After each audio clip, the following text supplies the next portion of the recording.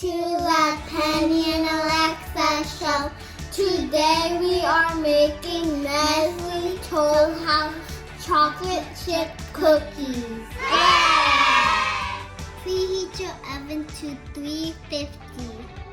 Let's get started.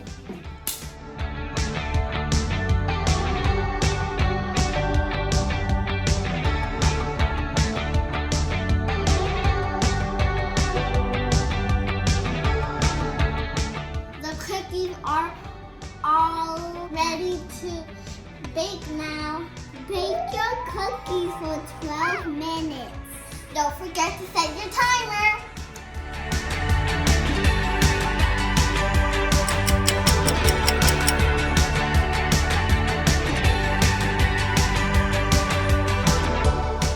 The cookies are all done baking now. Let them cool off for 10 minutes.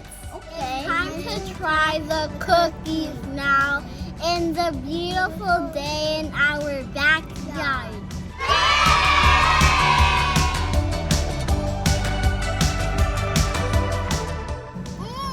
Yummy. Yummy.